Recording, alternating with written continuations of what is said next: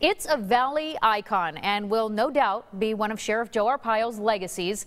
Tent City opened 21 years ago today.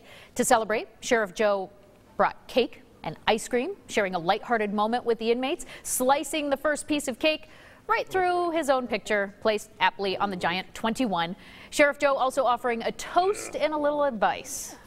Fantastic. 21-year anniversary for Tent City, and also 21 years of life that you've been through, and you survived, and I hope you continue to survive and don't come back to this Tent City, okay?